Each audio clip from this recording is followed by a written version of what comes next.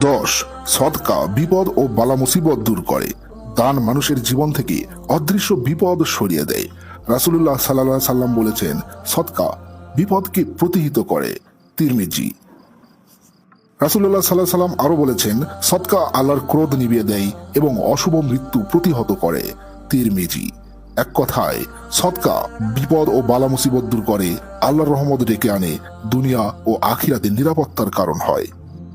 11. সালাম ভালোবাসা সৃষ্টি করে। সালামের মাধ্যমে অন্তরে অন্তরে মহব্বত গড়ে ওঠে।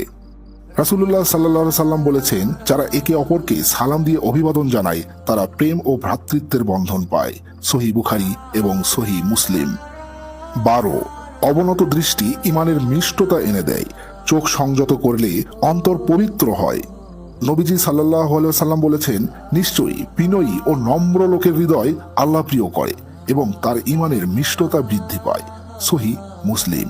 নম্র দৃষ্টি ও বিনয় ইমানের গভীরতা ও আনন্দ বৃদ্ধি করে। অহংকার ও গর্বের বিপরীতে এটি অন্তরের প্রশান্তি ও আত্মিক আনন্দ দেয়। 13. হারাম উপার্জন দোয়া কবুলে বাধা সৃষ্টি করে। পবিত্র রিজিক ছাড়া দোয়ার কবুলিয়ত আসে না। আল্লাহ রাব্বুল আলামিন বলেছেন, আর যারা নিজেদের মাল দেনা হারাম পথে খায় তাদের আমাদের পক্ষ থেকে কোনো দোয়া কবুল হয় না। সূরা আল মুমিনুন। রাসূলুল্লাহ সাল্লাল্লাহু আলাইহি ওয়াসাল্লাম বলেছেন, যে ব্যক্তি তার রোজগার হারাম পথে অর্জন করে তার সালাত, সওয়াব ও দোয়া গ্রহণযোগ্য হয় না। তিরমিজি।